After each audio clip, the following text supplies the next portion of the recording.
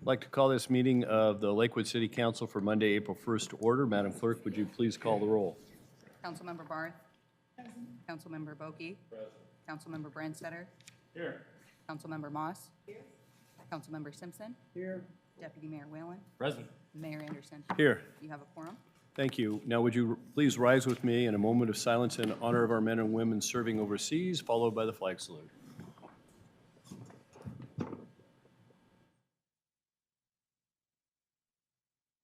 Pledge allegiance to the flag of the United States of America and to the republic for which it stands, one nation, under God, indivisible, with liberty and justice for all.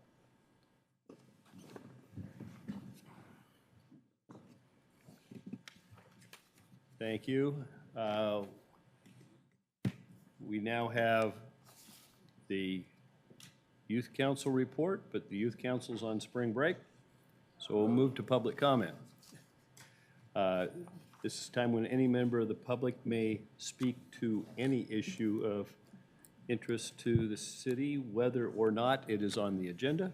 Please limit your comments to 3 minutes. The red light comes on when your time is up. The yellow light's a 30-second warning.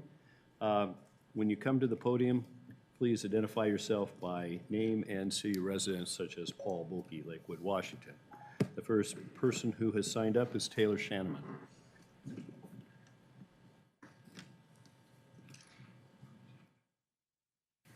Hi there, I'm Taylor Shanneman. I'm the Government Affairs Director with the Tacoma-Pierce County Association of Realtors. We are headquartered in Tacoma, Washington.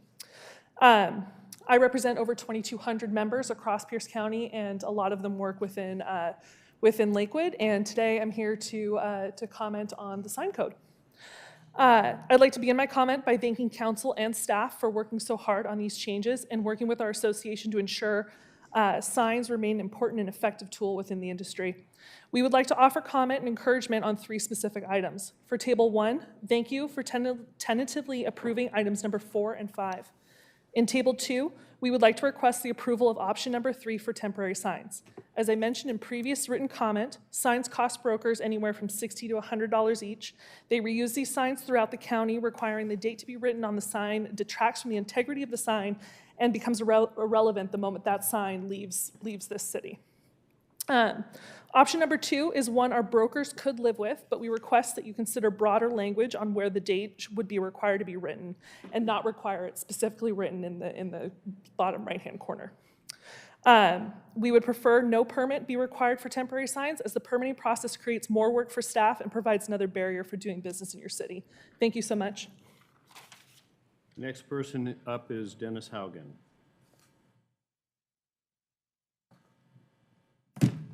Dennis Haugen, Lakewood, Washington.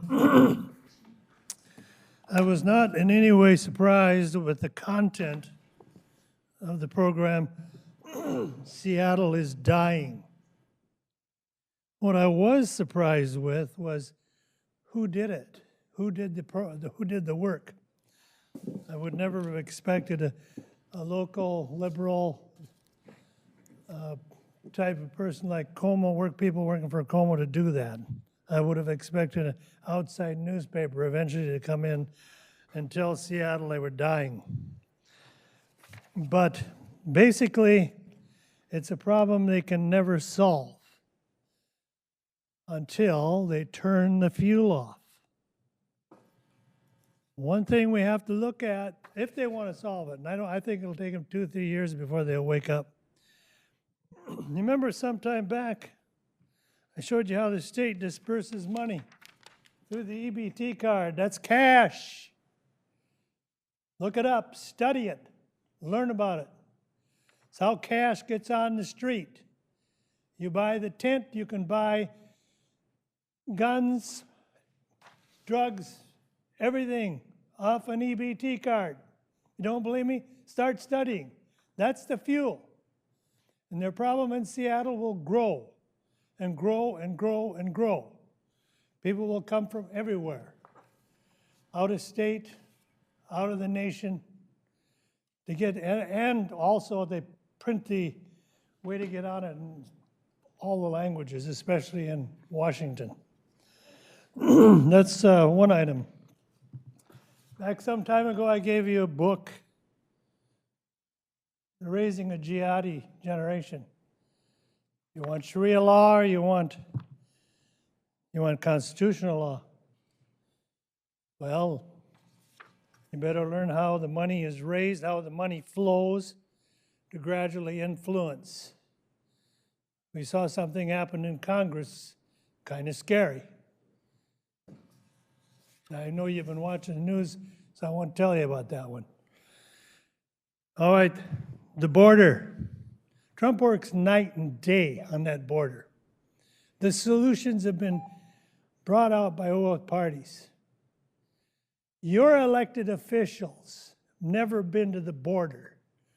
And this morning, Denny Heck was pontificating with MSNBC over the fact that the Mueller report just didn't come out the way they wanted. There's no way, unless you put your foot down, we're going to solve this problem. Drugs come across the border, everything. Thank you. Next person up to speak is Tom McClellan.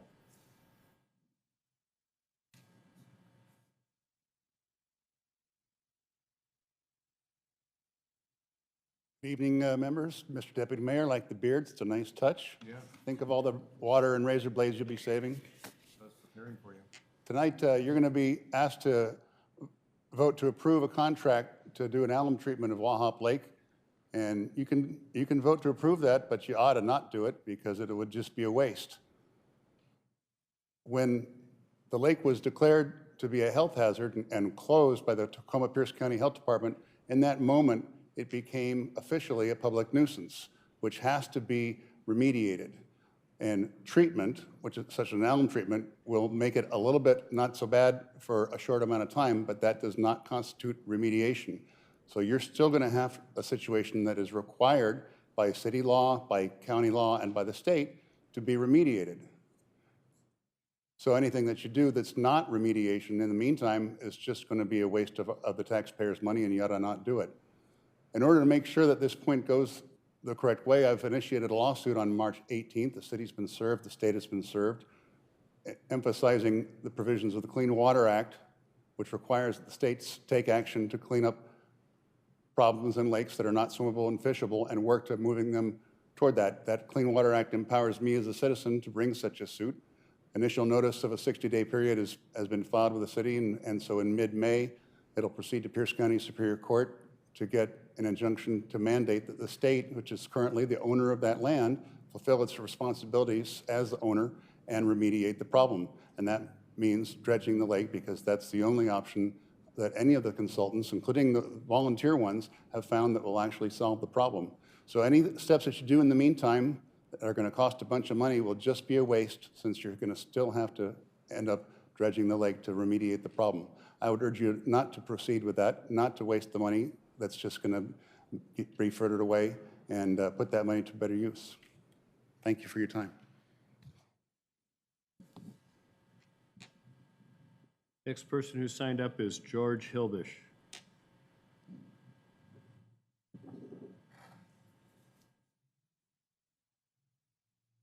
Good evening, Mr. Mayor, council members. My name is George Hilbish, and I am the area coordinator for the United States Marine Corps Reserve Toys for Tots program. I'm here tonight to present the city a certificate of appreciation for your participation in the Toys for Tots program last year. On behalf of the children of Pierce County who are in receipt of your generosity, we thank you. With your giving, you have brought back the spirit of Christmas. There is no finer gift that you can give a child than hope and happiness, and you have made that possible for thousands of children. This year, through your support of being a Toys for Tots collection site, we were able to provide over 57,000 toys, books, stocking stuffers, 24,501 children in Pierce County. Thank you can never be enough. So in acknowledgement of your care and generosity to the Toys for Tots program of 2018, please accept a small token of our appreciation. Presented in gratitude to the City of Lakewood for outstanding support, the United States Marine Corps Reserve Toys for Tots, Pierce County, 2018. Thank you very much. Thank you very much. What, would you, we're going to break with normal protocol here. I know you had called in, and this was a more convenient time than putting on the agenda. So just hold there for a minute, and we'll come down and, I don't know who has the duty photo. Yeah.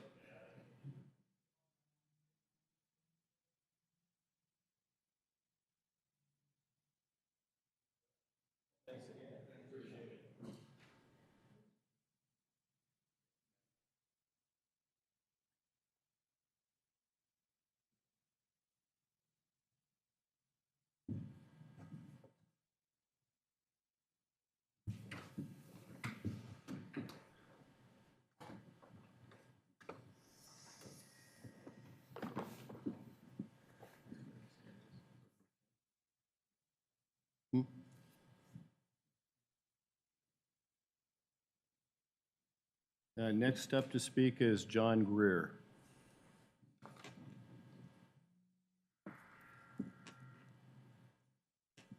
Good evening. My name is John Greer, and I live in unincorporated Pierce County, but I call Lakewood home. I don't have a statement, just a question. What laws or resources does Lakewood have in place to prevent the tents from populating the city, public, and private lands? I hate to piggyback on the second individual, but, I would hate to see Lakewood, turn into a mini Seattle. That's all I have. Thanks. Thank you. Next is Don Russell.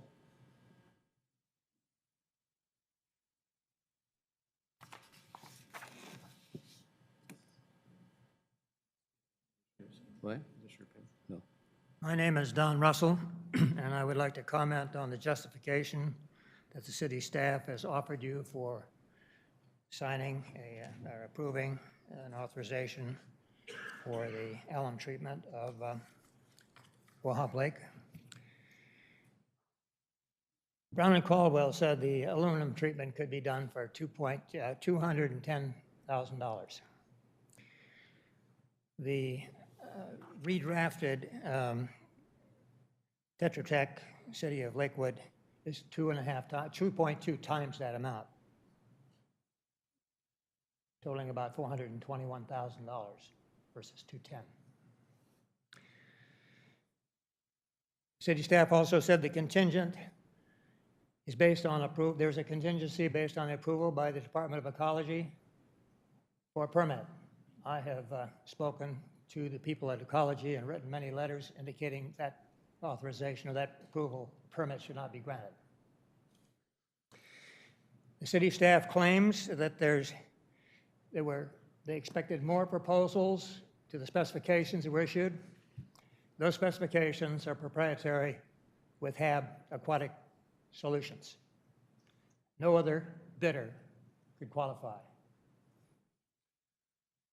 The city staff estimated that the cost for a alum treatment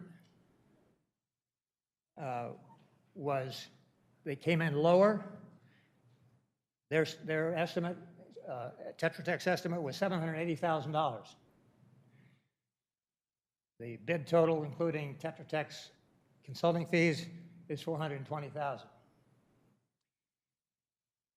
The Brown and Caldwell estimate to do this was $210,000. So the idea that you should expect that we got a bargain, you didn't get a bargain. You paid an excessive amount for the Tetra Tech City of Lakewood deal.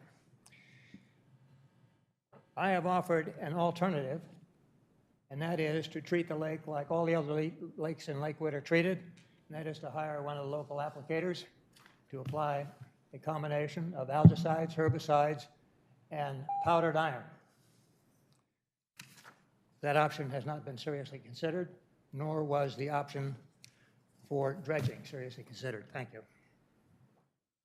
That's all the people who've signed up to speak at public comment, but that doesn't preclude you from speaking. If you wish to speak, please approach the microphone. And if there's, I see Mr. Spieth coming up. If there's anyone else, please queue up behind Mr. Spieth so we can Glenn keep it going. Spaeth, Lakewood. I would hope that you approve the Colonial Plaza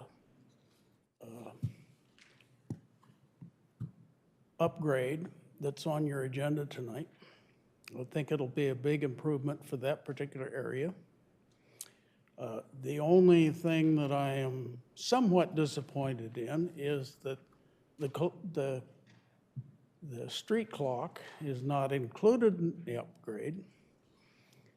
Doesn't mean that it's not going to be included, but let's see if we can make that happen.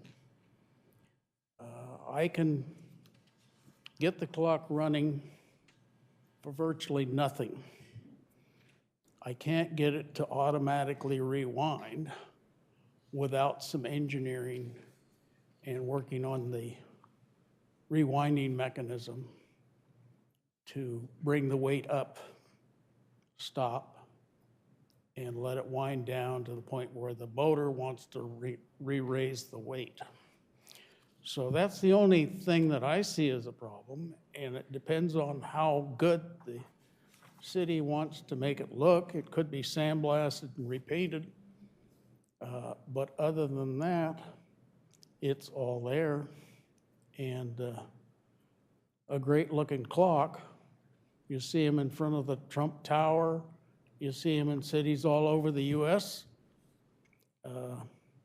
This one's especially special because it's got 4 sides, and I think it'll make a neat addition to Colonial Plaza area. And if you want the Historical Society to help, we'd be glad to do that. However, in the middle of our move right now to the Terrace Restaurant and the theater, it may be a little cost prohibitive for us. So if we can help in any way, we'd like to. So thank you. Please approve the Colonial Plaza. Thank you. Thank you. Please step forward. Good evening. My name is Dr. Dennis Stevenson. I'm the pastor at Lakewood Baptist Church, 8521 Stillicum Boulevard in Lakewood. I'm here tonight to speak to the City Council. Our church has been in Lakewood a very long time, and heretofore, we have been, because of being nonprofit and what have you, we've been exempt from some of the fees that are charged. This last year, however, I was informed by city staff that this council changed the rule, and the water runoff charge that is charged is now charged to all nonprofits as well. I'm here because we've never received a bill for this before. We, at our own expense, put in our own water retention pond. None of our water runs into the city. It's all completely contained on our property. So I talked to city staff, several. I asked if there was some way that this could either be mitigated or somehow that the council could make an exception for us or an exemption. And I was told that so I asked what was the fee based on? The fee was based on the square footage of impervious surfaces on our property. For our church, that is a completely ridiculous thing because none of our water runs off. So what's impervious and what's not impervious doesn't make any difference to Lakewood, the city of Lakewood, or the church, because we are totally self-contained as far as our water is concerned. And so I'm here tonight to suggest that while I understand that revenue is an important thing, we are unlike many other nonprofits in the city. In fact, we're probably the only one that has its own self-contained water retention system, which we put in, we maintain, and have maintained for over 45 years now. And so I'm here to ask you tonight to make an exemption for our church. This is, we're a small church, we're only about 50 or 60 people, and we're talking about a fee that this year was $222, next year will be $444, and eventually will be $1,100 a year. And for that, for us, for water that we're not contributing to the system, we kind of think is a bit excessive, so we're asking for an exemption. Thank you. Is there anyone else who wishes to speak a public comment? Anyone else who wishes to speak a public comment? Hearing none, I declare public comment closed.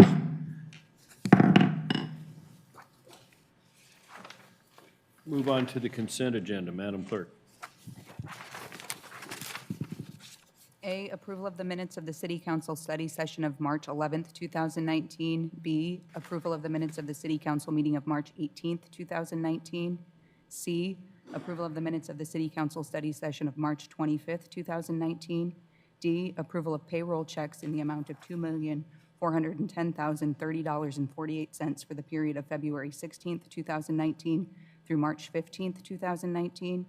E, approval of claims vouchers in the amount of $1,238,512.25 for the period of February 16th, 2019 through March 19th, 2019.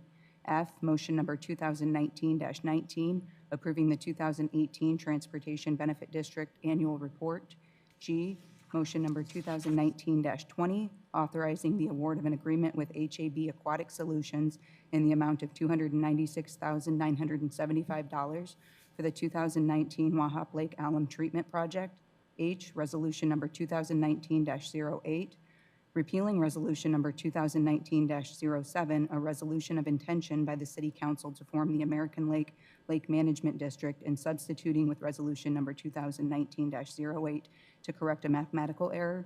I, items filed in the office of the City Clerk. 1, Parks and Recreation Advisory Board meeting minutes of January 29th, 2019. 2, Planning Commission meeting minutes of March 6, 2019. Thank you. Is there any item which any member of the council wishes to have removed from the consent agenda? Mr. Simpson. Thank you, Mr. Mayor. I request that item G, motion number 2019-20, be removed from the agenda. So noted. Is there any other item which any member of the council wishes to have removed from the consent agenda? So I entertain a motion for approval of the consent agenda minus item G, motion number 2019-20. Seconded. It's been moved by Ms. Barr, seconded by Mr. Simpson, that we adopt the consent agenda as amended. All in favor, please signify by saying aye. Aye. Opposed, nay. Motion carries. Now move to motion number 2019-20.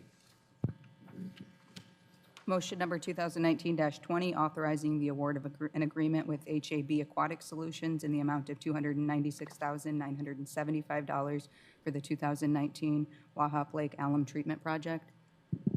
Mr. Simpson, this was your request. Thank you, Mr. Mayor. I will begin by thanking my colleagues up here for indulging my consistent opposition to this expenditure. I am, in essence, the fly in the alum. Now, I have stated that I am opposed to the expenditure of these funds. I want to be clear to the audience. I am not here to talk about a lawsuit. I am not here to talk about the science behind the alum process. And I'm not here to talk about the process by which this piece of legislation, this resolution, is before us tonight. I am only here to talk about the lack of wisdom on the expenditure of this money. And let me explain why I say that. I have stated publicly on 2 occasions that this is the equivalent of pouring money into the lake, that there is no discernible end to the amount of money that will go into that lake over time. To put it a little more colloquially, the alum process will create a rug under which the dirt will remain. And in time, whether it's 5 years, 10 years, or 15 years, that rug is going to get old and worn out. And we're going to do it again. We're going to pour more money into that lake to create a new rug to keep the source of the problem where it is. Now, I happen to agree with city staff that as far as dredging, as much as I would like to say, yes, let's spend the money and let's dredge that lake from one side to the other, we're not going to do that. It costs too much. So if dredging is off the table, and I'm arguing that the alum process is, in my mind, something that we should not do because it's not financially wise for this city to expend money that has no discernible end, then what do I suggest? The third option that city staff presented: leave it alone. Simply walk away from the project. There is nothing that says that we can't let Mother Nature take its course. There is nothing that says that we have to do something just because we can do something. And I think in this instance, and it isn't, ladies and gentlemen, it isn't because I'm opposed to spending money.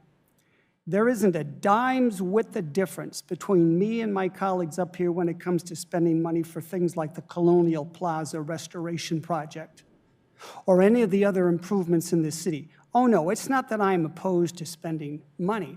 I'm opposed to spending money in what I think is an unwise manner.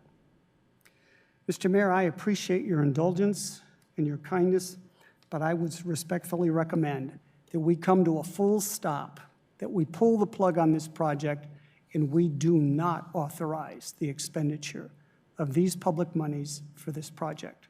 Thank you. So before further discussion, I entertain a motion. You'll have your opportunity to speak. Is there a motion? So moved. Second?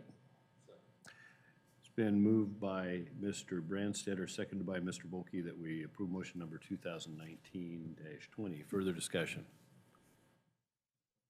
Mr. Brandstetter. Thank you, Mr. Mayor. We are at the point in the process of developing this project that we're looking to move forward, and I'm supportive of it. I feel that there is a public need that this project addresses, and it's epitomized by, first of all, the recurring multi-year, long-term warnings that we've received from the health department about that there is a problem with the toxic algae blooms in this lake. And while that is not necessarily manifest itself in any severe consequences, it certainly is contrary to the vision that we as a council, when one of the elements of which has to do with the quality and the reputation of the natural resources that we have. We are stewards of the Fort Steilacoom Park property in total. That doesn't mean that that one element of that property is more important than the other. I mean, there are for some people the central key thing of that is the prairie and the wooded natural areas. For others, it's the dog park. For others, it's the variety of things that lead to gathering spaces, playgrounds, pavilions, things like that. For others, it's the athletic fields. But in total, that being a steward of that park is our responsibility. I agree with my colleague, Mr. Simpson, that we go into this knowing that this is not a final permanent solution. But like many of the other elements that we have in the city, roads, parks, other things. You know, a portion of what we need to do is maintenance, and there are things that go into being able to go and do that. That if we were to look on in our packet on page 81, which is a part of the proposal by which this contract is based, in the third paragraph down, there is a sentence that says, "The goals of the project are to dramatically reduce the internal loading of phosphorus from the settlements, lower the amount of phosphorus in the water column, and reduce the amount of algae and potential toxins, and improve the recreational opportunities for lake users." The last two of those particularly, reducing the toxins and including the opportunities for lake users, are a bona fide public good that we can move forward to and invest in. This contract invests in it. I would also note that back when the Brown and Caldwell study was approved by this council as the plan to move forward, I was skeptical at that time and didn't particularly feel that the way that that was worded was detailed enough to be a plan. But I will say that since that time, admittedly at a greater cost estimate, there's been a lot more definitive nature about how the project would move forward, how once it's done, it'll be evaluated to determine whether it's successful, okay, and going forward. We're not on autopilot since we've done it once, we'll do it again in 5 years and then again in 5 years. We're not there. But we are at a point of where we're taking a step that will achieve the goals that we've stated that we want for the lake, and that we'll do it at a cost that, if it is annualized and covers a 5 or more year period, is not an unrealistic cost for us to spend for the maintenance of a public facility that we're responsible for. Thank you, Mr. Mayor. Mr. Whalen.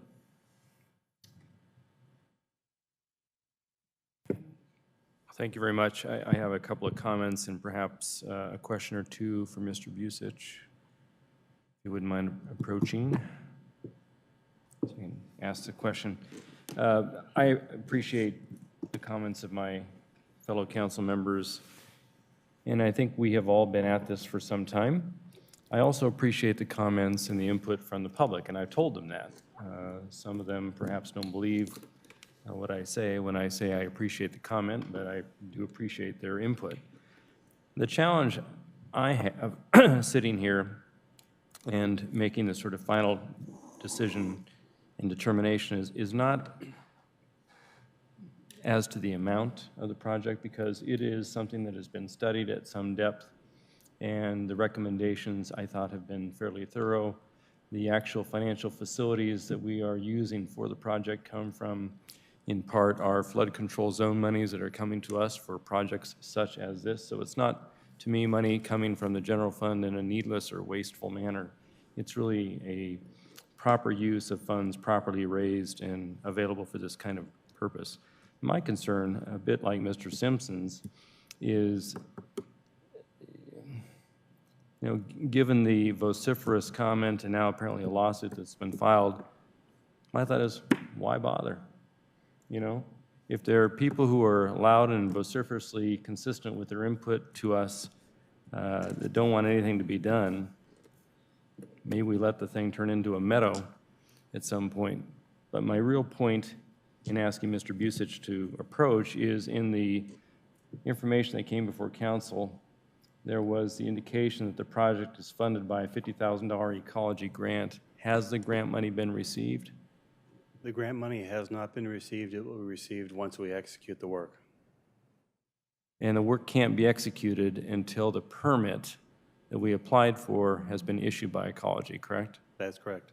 And from the input I saw that came to us from some gentleman at Ecology, correct me if I'm wrong, it was his statement to city staff and to us that the permit won't be issued expeditiously because of the level of public comment, which will necessarily take them longer to go through in order to finalize a permit. Is that what we're currently being told? That is what the FAQ stated, so I contacted Mr. Jennings directly. First, I had Mr. Vickern contact him, then I had follow-on questions, so I contacted him, spoke to him extensively last week. Learned from him, actually asked him for copies of all the comments that they received. We received those this morning. There was nothing in those comments that was any different from the comments that the council and the staff have received over the past many months. The one issue that he thought he might want to get the Attorney General's office to give an opinion on, and by the way, for the lawyers in the audience, it is not a formal opinion, it is a advisory. Advisory opinion, thank you. So I was concerned that this may take a long time, but he said, no, it's not that at all. But the issue was related to the state's responsibility to clean up the lake as a prior property owner. I provided him with the city's copy of the lease, which we took over from the county. They got the lease in 1970. We took it over sometime in the, I think it was the late 90s. I wasn't here at that time, but it was in that time frame. Provided him with an outline of the work we're attempting to do. We want to do 2 treatments this year because the level of concentration of phosphorus in the lake. Spoke extensively to him. He relayed to me that he had been doing 2 jobs and that this week, starting this week, the position he was backfilling, in addition to his own, was being filled with a new person. So he was going to focus on our permit and that it would happen sooner than later. So it led me to believe that we should not delay our actions, that we should continue to move forward, and he'd be doing everything that they could to respond to all the comments and get us the permit. Okay. And has anyone ever advised you that, you probably haven't had any input on this, but with regard to the state's purported liability and opportunity to clean up the lake, I've heard for the first time tonight that a lawsuit's been filed against the state. I haven't heard whether a temporary restraining order on the alum treatment has been issued or not, so I'm assuming not. Is that correct? I heard there was a Mr. lawsuit Deputy filed. Mayor and members of the council, as far as the city,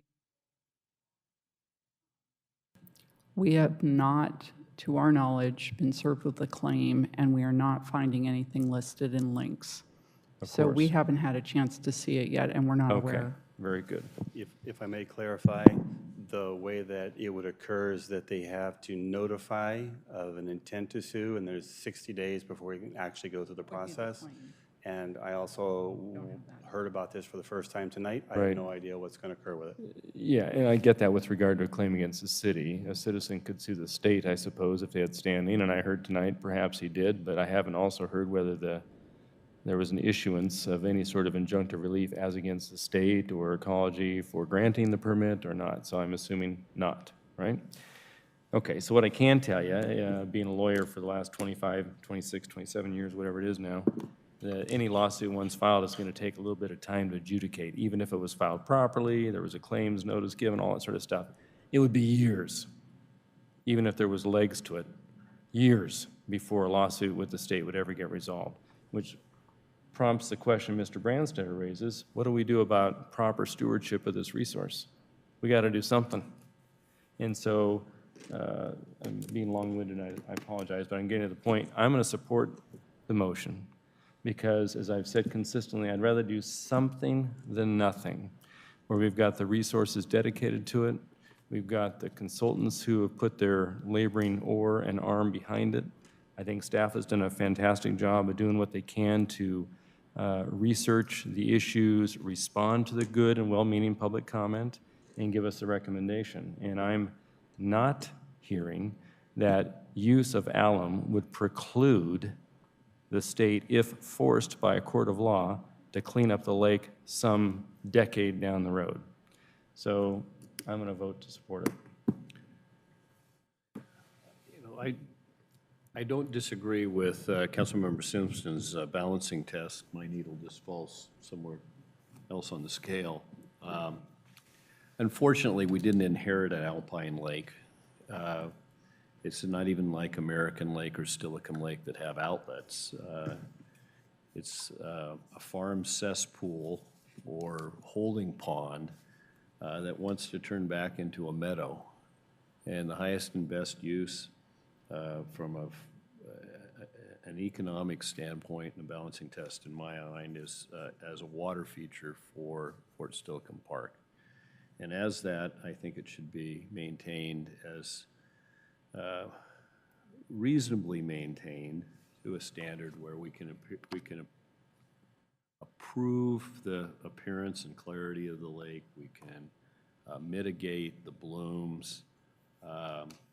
We can hold on while alternatives to this are developed or proven. I'm totally unwilling to take the risk of dredging the lake, smelling out the neighborhood, potentially hauling everything down to Arlington. And so I think that the other alternatives are risky and either fiscally imprudent or are unproven, and that this does something that has a positive impact on the lake as will make it a more beautiful water feature. It's not the place that I expect anybody to be swimming soon, maybe someday. I don't want to see the good be the perfect be the enemy of the good. I think this does some good, so I'm in favor of the motion. Clarifying question. Oh, yes. Just a clarifying question again. So if the ultimate treatment is dependent upon the issuance of the NDPES permit by Ecology, and Ecology, for whatever reason, delays in the issuance of the permit, reviewing the public comment, obtaining the Attorney General's opinion, whatever, if it's delayed beyond May, June, how does that impact the anticipated treatment dates to be effective? We have a window of opportunity to treat that goes up through about mid-August. We asked our consultants about a month and a half ago because timing is going to be really important. The earlier you can do the first treatment, the better. That's why the consultant/applicator is proposing to do the first treatment April 30th. If we don't have the permit by then, we'll be just going on a basically a day-by-day basis after that.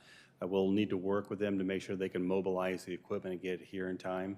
But we do have a period of time. We will reach a point if we're not able to do a treatment this year, we're going to have to pull the plug and cancel the contract and re-advertise, assuming we want to do that for next year. So effectively, our vote tonight is contingent upon Ecology issuing the permit. Absolutely. They cannot apply the alum treatment without the permit. That's state law. Very good. That's why I would support going forward. Thank you, Mr. Mayor. Mr. Busich, so to Councilmember Simpson's point, once the lake becomes clear, and I think we all agree that under alum it will, we are going to have a plant growth problem, correct? Because I think in our initial meetings we talked that there would be now plant growth that we currently probably don't have, and that we would probably in the future have to spray herbicides. Is that we are getting ourselves on a little bit of a treadmill here? The answer is yes, was a qualified yes, if I may. Okay. Because the question is if there's plant growth in the lake, at what point does it determine a problem? Because plant growth in a lake is a natural process. It depends upon the plant growth. Thankfully, we don't have a boat launch, so Eurasian milfoil should not be a problem for us. Native milfoil will probably grow. Cattails will probably expand around the periphery of the lake to the depth that they can grow in, about 3 feet, maybe a little bit deeper. We have pond lilies that may start to grow a little bit more, but they typically grow to the surface, so I don't see them spreading because of this. At some point, the community may ask for us to do some aquatic growth reduction. Again, that's a choice that will be made sometime in the future. I don't expect to see an explosive growth and then within 2 years, all of a sudden, the whole lake is coated with nothing but aquatic weeds. I've not seen that myself in different lakes. And what is the impact, or what's the expected impact on wildlife? Because there's turtles in there, there's bugs. So what's the impact of alum on that? From the lakes that it's been applied on, there hasn't been any negative impact. Okay. Anything further? No call for the question. Will all in favor of the motion please signify by saying aye. Aye. Opposed, nay. Nay. The ayes have it, the motion carries. We now move to the regular agenda ordinances. Ordinance number 706, Madam Clerk. Ordinance number 706, amending Lakewood Municipal Code Chapters 18A 5600 through 18A 5680 related to signs. For this, we have Ms. Brunel. Thank you. Good evening, Mayor, Deputy Mayor, members of the council. This evening for review and adoption is ordinance number 706 to amend the Lakewood Municipal Code related to signs. Included in your agenda packet are 2 tables which outline changes proposed following the Planning Commission resolution, which has been presented during prior meetings. I'd like to briefly go over both tables. The first is those tentatively approved sign code amendments which we have discussed during previous meetings. The first is those small signs or a sign that is visible from the public right-of-way but under 1 foot, so it wouldn't be clear. When we had discussed this during a previous council meeting, that would be what we had formerly considered incidental signs, like a nameplate or the Visa MasterCard logo and a drive-through window would fit into this category. Item number 2 is pole sign separation. This revision aligns with the draft code, or aligns the draft code with existing city policy. Item 3 is to prohibit signs in gateway locations. This amendment would prohibit all signs from being placed on current and future gateway locations. This would include portable signs, which are the only sign type which are currently proposed to be allowed in the public right-of-way. Item number 4 is related to portable signs in residential zones. The original draft code did not allow for any portable signs in residential zones. Portable signs are the only sign type that are proposed to be allowed in the right-of-way during certain times of the day. So with this amendment, they would also be allowed in residential zones. Item number 5 is to amend the size of the permanent sign allowed on each residential lot from the existing 4 square feet in the current sign code to 6 square feet, which would be the size of an average real estate sign. So currently, our sign code under permanent signs allows for a 4 square foot sign to be posted without a permit on any residential lot. This would expand that to 6 square feet. So if somebody, for example, had their house for sale, they would be able to have a sign up on a continuous basis without the need for a permit. Alternatively, if they wanted any other sign type, they would be able to have that posted as well. Table number 2 are those items which we need council to provide additional direction regarding. It's separated into 2 topics, the first being feather banners. The table is outlined as topics, options, and the amendment language to go with whichever option council provides direction for. For feather banners, the first option is no change from the existing draft code, which would allow for up to 2 to 4 feather banners depending on the size of a commercial property and their linear frontage. This would need no text amendment change from the draft code. The second option is to prohibit feather banners, and the amendment is included in the 3rd column. The second topic is the regulation of temporary signage. The first option is to require temporary signs be permitted, which would enable for code enforcement to see a temporary sign, ask city staff if it had been permitted, and then compare and contrast and remove those signs which had not been permitted. Option number 2 is what is currently proposed in the draft ordinance to write the date on writing the date that the sign was installed, which would allow for code enforcement officers to easily be able to go out and see if they had exceeded that 120-day threshold. Option number 3 is for no permit to be required and having no information written on the sign.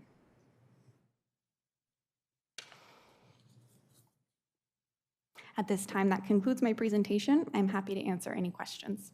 Questions? Mr. Whalen. Would you turn us over back to table 1 for just a minute? So revision number 4, the 1 per property. What are we contemplating the kind of sign this would be? A-frames, or it could be any sign that fit within the dimensions of a portable sign, which is up to 7 square feet per sign face, maximum height 3.5 feet. There would be no permit required, so technically any sign could be considered a portable sign so long as it was removed and met those dimensions. So are campaign signs those types of signs, or do they belong in a different category? I would consider campaign signs to be either limited duration signs, temporary signs, or fit into that permanent sign section where one can be posted on any residential lot on a continuous basis with no permit. And that's table 2? In the draft ordinance, you can find that table beginning on page 128, permanent sign standards. At the beginning of the table, highlighted in yellow is residential. The second column down, each residential lot is allowed to have one sign up to 6 square feet with the proposed amendment with no permit required.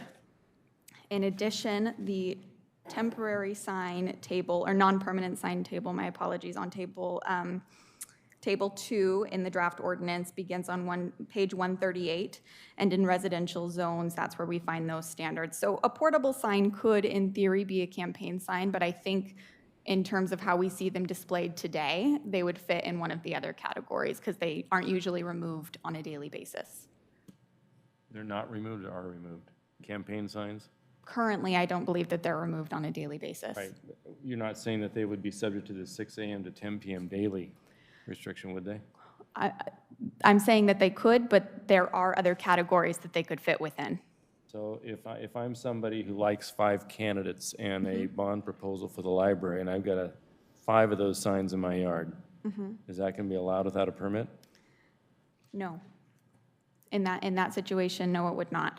What would be allowed is you could have one sign up to 6 square feet, and depending on the size of your property, you would also be able to have one limited duration sign, which would be maximum size of 6 square feet, and up to 2 temporary signs, which are the ones that would need to have the date of installation written on them. No permit would be required for that. And then you could have up to one portable sign in front of your property. I'm maybe a simpleton, but it's getting pretty confusing for me. If I'm in the middle of a campaign and I got 5 candidates that I want to support and the library bond, and I want to put, I want to litter my property with those signs so I can annoy my neighbors, but I'm confused about where I find myself in the tables. We would likely tell people that they could have, depending on the size of their property, 3 to 4 signs up for display and walk them through the permitting process that would be required for one of those 3 to 4 signs, which would be that limited duration sign. And then we would go to the option if they wanted to put them out on a daily basis, they could add that portable sign. The tricky thing is that with the Reed decision, we eliminated the ability to define them. And so we tried to find a way to redefine, I guess, sign types to make them more general. I think it's going to create some problems as best of our efforts to provide a content neutral, easy to read code, but I think we're going to have some issues and we're going to require some flexibility, and that's going to still piss off some people to the detriment of others. So have we developed an opinion as to the harmonizing this with the Washington State Supreme Court decision that our esteemed city attorney lost and our esteemed deputy mayor wrote? Mayor Anderson and members of the council, it still hurts. So yes, I think that we will go one more round to take a look at political signs specifically on private property. One of the discussions that we've had is that it hits its peak during campaign times, but in point of fact, political speech is political speech. If somebody wants to put up a down with that city council sign, and they want to leave it up year-round, it doesn't matter whether it's campaign season or not. That's protected political speech. We are allowed to regulate as to time, place, and manner, size, shape, and we may be able to take another look at numbers, but it will be tested during campaign season, and as you know, it's called the silly season for a reason. people will be at their most pitched at that point. So we'll take another scrub at it with attention to the concerns the council has voiced and bring that piece back a couple times. We'll also give you a comparison to how we stack up to other cities, particularly some of the suburban cities. So I'm particularly concerned because I've always said that the Reed, or whatever it is, decision aside, that the purpose of the First Amendment is really political speech. It's to Correct. be able to stand in the square and say that the king is an idiot. They couldn't do that. And I'm uncomfortable about the timing of this, among other things, since we have an election this year. If have council members, including myself, who may be running for re-election, saying, okay, our name's out there already, you can't have a sign. I think that's wrong, and I want to try to craft something that recognizes the Miller decision past practice, doesn't provide incumbent council members with an unfair advantage, and lets people come, as some of our guests here did here tonight, come up and, tell us you're wrong. I think if they can come here and tell us that we're wrong on a decision, they certainly should be able to in their front yard. So, or even in the right-of-way in front of their house. So I think I'm concerned about the timing in addition to the breadth. Because no one's going to go out to the yard at 10:01 p.m. and pull signs and Yeah. head back in again. Mr. Simpson. Thank you, Mr. Mayor. In line with the discussion, I don't want to talk about political signage per se. When I look back on Table 1, Item 3, about the signs installed on gateway locations, that is too narrow. How about traffic islands? How about some of the places in the public right-of-way where they don't belong in the first place? This particular item is not specific. And I think where I agree with the mayor that I think individuals should have the right to say whatever they wish to say in their front yard, they do not have the right to stand in the right-of-way to say that with a sign where their safety of themselves or others is put at risk. So I would expand that a bit if we could. Thank you. I don't think it applies to anything you're holding. No, I mean. You got something? Mr. Branstetter. Thank you, Mr. Mayor. I have a question regarding on Table 2, the first topic of feather banners. And there is a proposed amendment that we could consider. And it says Lakewood Municipal Code 18A 5610, insert J, feather banners. And should that be 620? It seems to make more sense as a part of 620 as opposed to 610, where 610 is an administrative paragraph and 620 is a section of the code for prohibited signs. It should be 620. Thank you. Okay.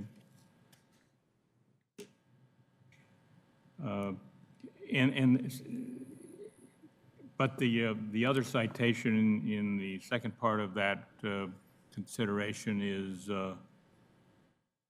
accurate. The 18A5607. Yes, that's which is we're inserting a definition, right? That is inserting a definition. Thank you. Thank you. Mr. Bolke. Thank you very much, Mr. Mayor. Ms. Brunel, so for the edification of everyone here and a reminder to the council, the reason, there might be other underlying things that we're changing in this, but there was a Supreme Court decision several years back, Gilbert versus Arizona. The real reason we're doing this is because you can't regulate content, basically, correct? So, and I'm a non-lawyer, but it was a very pro-free speech, including commercial speech. So that's why we're doing this. Otherwise, because city councils don't typically want to take on the agony of looking at the sign code. And that's correct, right? So as written right now, these amendments, and Ms. Wachter is also here to answer, have we taken care of any potential conflicts with Gilbert?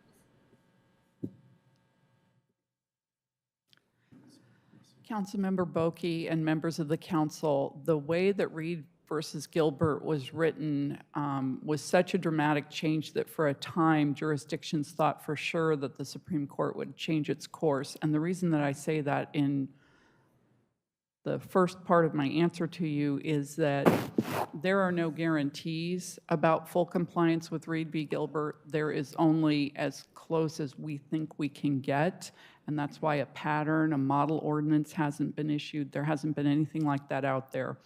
We have hashed through this at some length.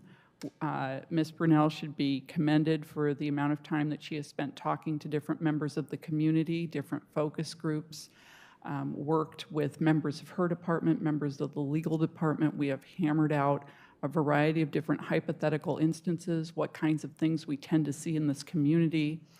And we are not hurrying, although we are mindful of the timing issues that the mayor has raised.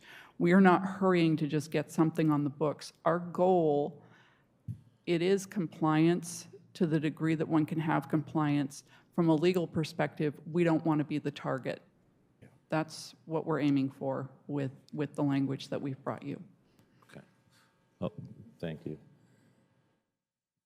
Mr. Mayor. Ms. Moss. Thank you, Mr. Mayor.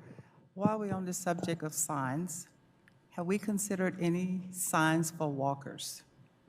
One of the things that I'm noticing and that I was had a conversation with a citizen about was non-English speaking people and their culture have a different outlook on walking.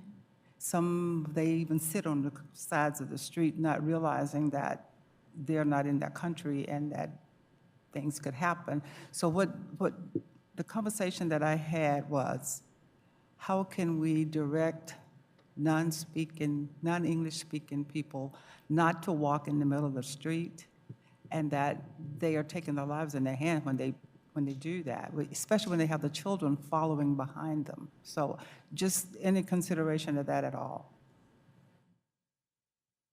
Councilmember Moss, I don't want to put words in Ms. Brunel's mouth, but we didn't get to a level of specificity about how people interact with the signage. It was really more focused on the Reed holding that if you put certain type of sign up, you must allow other of same type of sign regardless of what the messaging is. But we're hearing what your concern is, and we'll certainly make sure that Public Works is aware of the concern about pedestrians versus traffic and ways to deal with that. Great, thank you. Any other comments, questions? Mr. Mayor? Yes.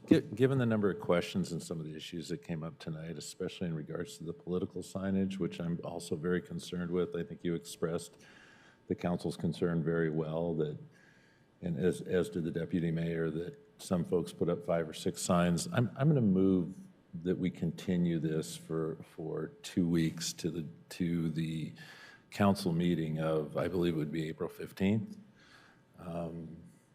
And just continue. Is that the 15th? So we have, I take that as a motion to continue to a time certain, the meeting of April 15th. Is there a second? There is. Second. It's been moved by Mr. Bulkey and seconded by Mr. Simpson that we move continue the consideration of ordinance number 706 until the April 15th meeting. Is there any further discussion? Mr. Branstetter.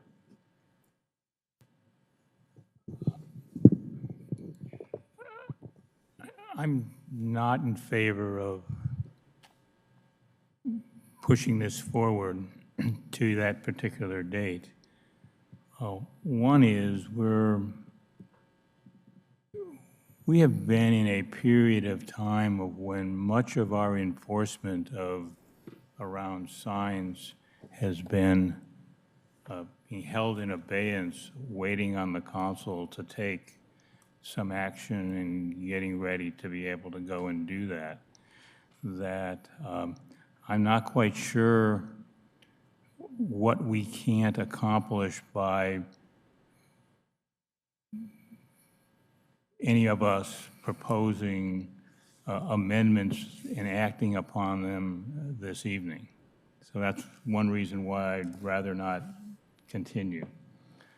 The second is that I do have some such amendments that I'd like to propose. And I will be in Korea visiting with the delegation visiting our sister city on the 15th. So my preference is to act on it tonight.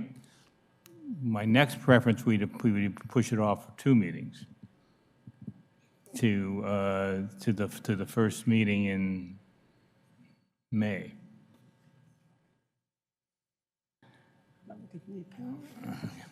Mr. Mayor, as the maker of the amendment, I'm fine either way. We could actually look at his amendments tonight if you'd like and act on them and put them within the ordinance and then put it off for 2 weeks, or amending it from April 15th to the first meeting in May Which is May 6th.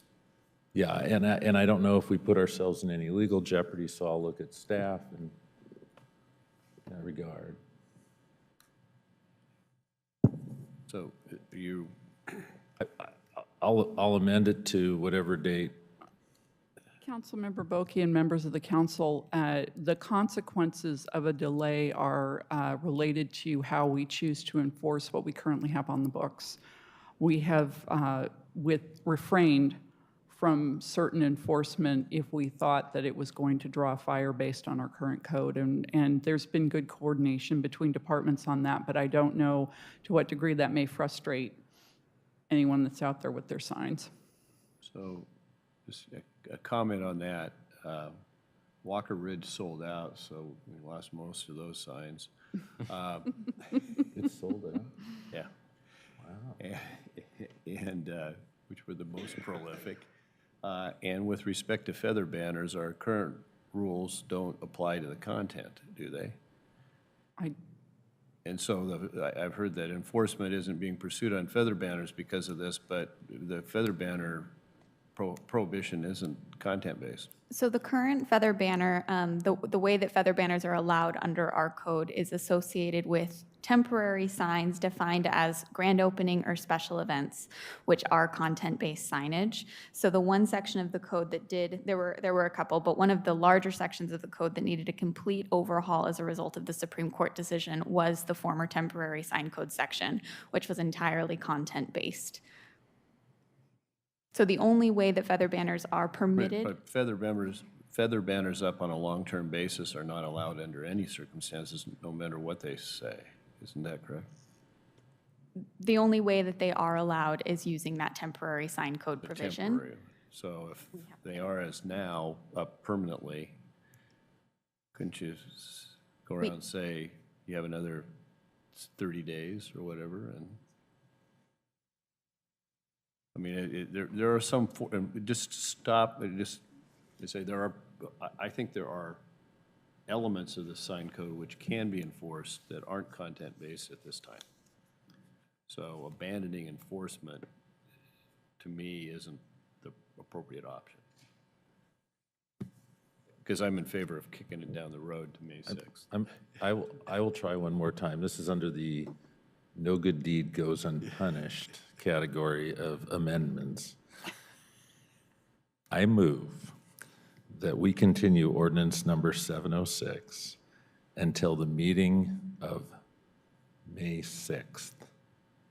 So you withdraw your other I prior withdraw motion the in this other. group. Since I you would withdrew. agree with Second, that. so we have a new motion to continue the consideration of ordinance number 706 until May 6th, time certain. Is there a second? There is. Well, all in favor, please signify by saying aye. Aye. Opposed, nay. Motion carries. And if Mr. Brandstetter would be so kind as to leave his proposed amendments before he jaunts off to Korea.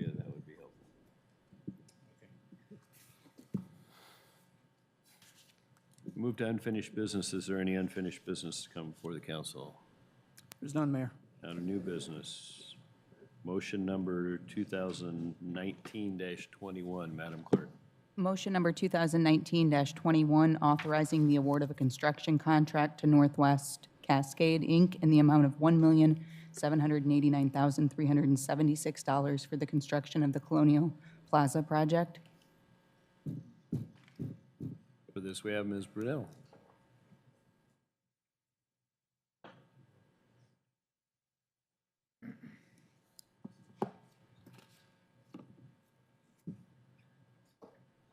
Thank you, Mayor, Deputy Mayor, members of the council, for the opportunity to review the bid award to construct the Colonial Plaza project. Mr. Pokswinski and I are going to review the project as well as the bid. To start, we'd like to go on a brief history. As you all know, this project kind of launched back in 2016. It was reignited in 2018, and we completed the design work, which led to council approving a design concept on December 10th. Since then, a couple of really exciting things have happened. In January, the city secured the rights for the plaza in order to complete the project.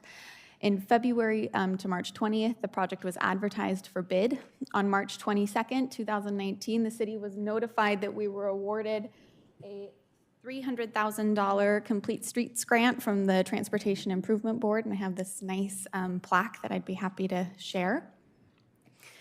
And from February to April 4th, which is just a couple days from now, we have a current RFP out to advertise for public art opportunities at the plaza, which includes those 2 sculptures at the entryway, as well as adding artistic elements into the bike racks and trash containers. As a quick refresher, this is the design concept that the City Council approved on December 10th. The only significant change is that after receiving Council's direction, we reduced the number of trees from the 35 illustrated here to 24, which will be better illustrated in a couple of slides. I do want to point out the entire plaza square footage is 18,972 square feet, which is approximately 296,000 pavers, or 150 tons of pavers.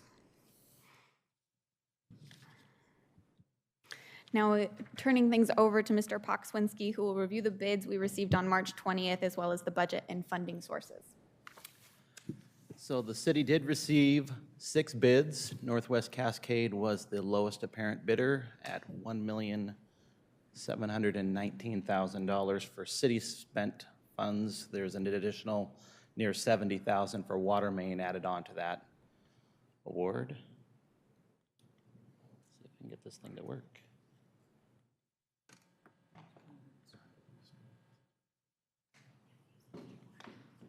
Use the keyboard. Perfect. You can see a little design schematic of what the pavers will look like along with the remainder of the plaza here. On to our apparent low bidder, Northwest Cascade. They have completed a fair share of the work in the city. As of the last 10, 12 years, they've replaced half of the drainage structures in the drywall replacement project the city had ongoing. They've done some pipe repair work. They've most recently completed the Gravelly Lake Drive from Nyanza to Washington Boulevard project. And they did the city's largest public works capital improvement project in the Woodbrook and Tillicum sewer. Most recognizably for this project, they've completed a Lincoln District Festival Street for the city of Tacoma. So they have done some work. Moving on to the budget in design, the city spent roughly $105,000. We're going to need $50,000 for the construction administration. The water main replacement will be about $70,000, which will be reimbursed by the water district.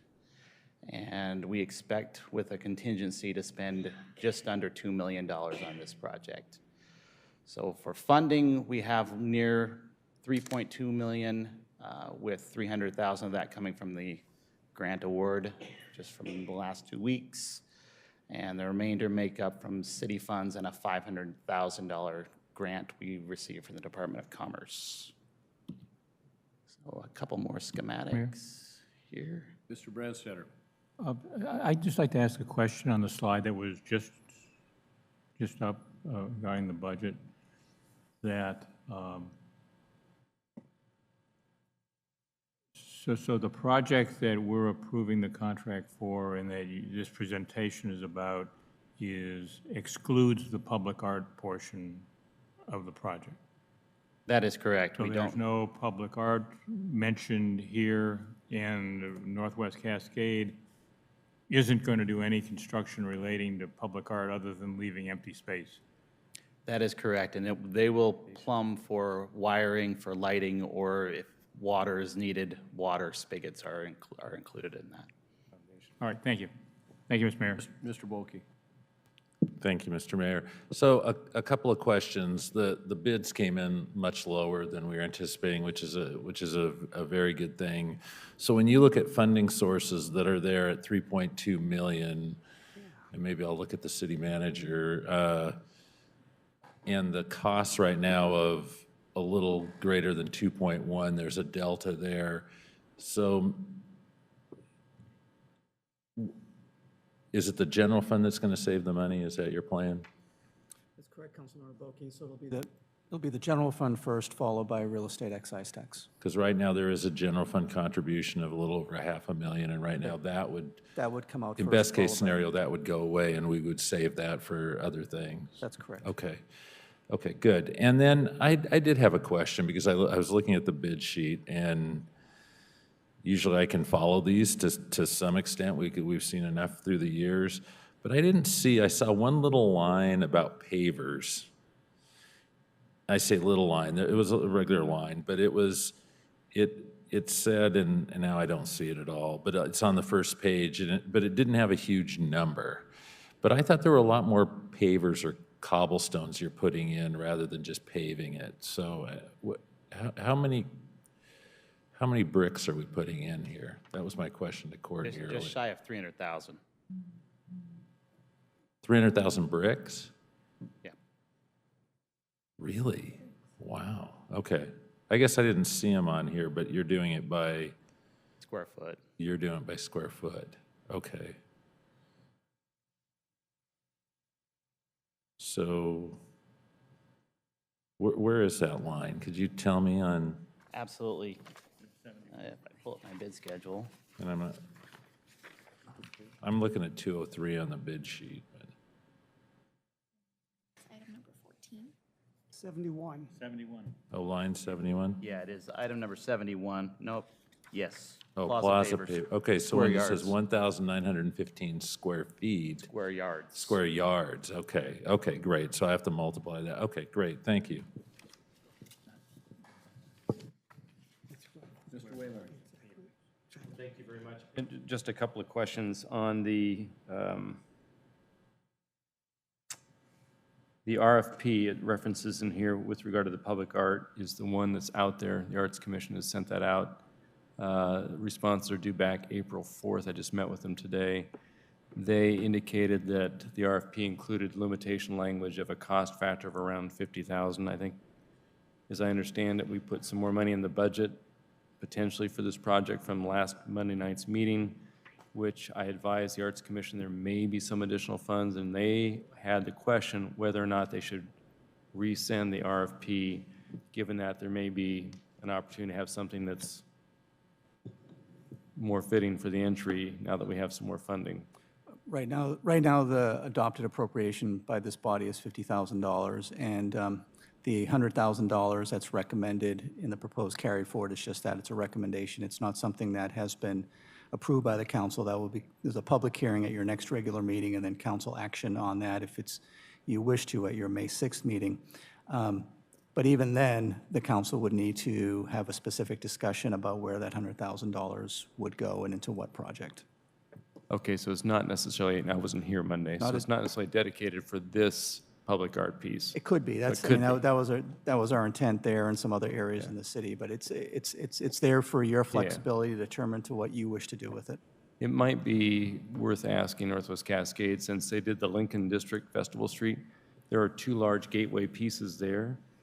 If they have any information now that they're arguably the low bidder, what that cost, it might be helpful anecdotal information to know. Yeah, because the Lincoln District Street looks great. They did a really nice job with that. And then the last question on the paver thing, do we have a pretty good sense about the long-term maintenance of this stuff? And the reason why I ask is I was over at Starbucks over at Monwig's place on 100th in Bridgeport, and they put in the nice new little paver area. It's actually more concrete than pavers, but the de-icing material that they threw down over the wintertime pockmarked the heck out of that surface, and it's just all trashed. So, you know, the question is, how do we avoid that? What's the long-term maintenance of these pavers? They're beautiful for a while, but then you get a lot of traffic on them, and people throw and de-icer the heck out of it. It could be destroyed in a season. Not knowing exactly what Monwig's got over there, I haven't been over there to look at his pavers, but the pavers that are spec'd for this project are concrete, no different than any concrete that goes on the sidewalk. This is concrete type sidewalk stuff over there that got eaten up. Is it sidewalk or is it pavers that they had over there? Do you know? Well, they're scored, so they look a little bit more like concrete pavers, but I think it's probably poured concrete. Okay. I don't know for sure, but, you know, my wife did it to my own driveway a couple years ago, and it ruined the heck out of the aggregate. I never let her forget it, but. Typically, we don't see a whole lot of issues with salt and pavers since it's just straight concrete. It's Yeah. not too bad. But if there's some kind of decorative finish to the paver, it might be eroded off with the salt on there. Just something for our maintenance crews to be aware of is it's a new kind of surface that we have in the city. Final question, and I chatted with the city manager about it a little bit.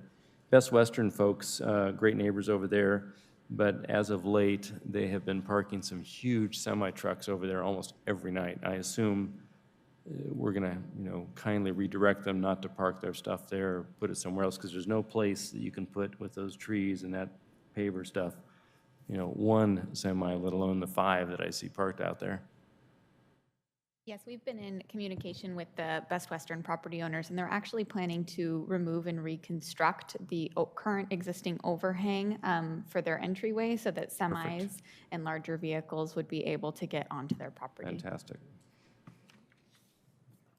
Well, I'm excited about it. I think it's a great proposal. Sorry. Any other questions? Mr. Bolke.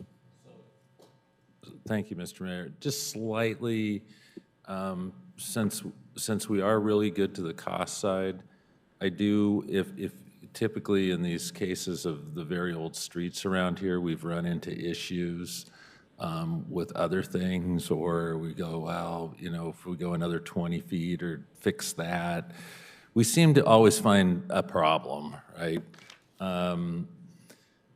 A tree stump or something like that. I think this council would be very open to getting it right rather than just locking in on this. And so when we start talking about the art and maybe kind of setting that up in a way that won't impact traffic safety or various things like that, I think we would be open to that. Just to keep that option open, because I know that in almost every case, it seems like in any major road project we do, we seem to kind of run into some issues just because of the ages of the properties that we tend to work with. So I'll just keep that in mind for you. But I'm excited, and it sounds like they're ready to get going, so. It's in their charter. So in terms of ready to get going, next steps would include the project being awarded by the City Council this evening. The contractor has informed us that they are definitely ready to go and would like to begin construction next Monday, which is actually the 8th, not the 6th. We have notified neighboring property owners and been in contact with them. April 11th is when that RFP for artist submissions will be reviewed by the Arts Commission. In July 2019, we estimate the construction will be completed, and then sometime summer 2019, a grand opening celebration.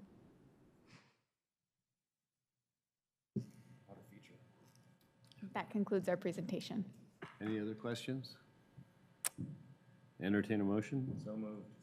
It's been moved by Mr. Whalen, seconded by Ms. Barth, that we adopt motion number 2019-21. Is there any further discussion? Expression of thanks.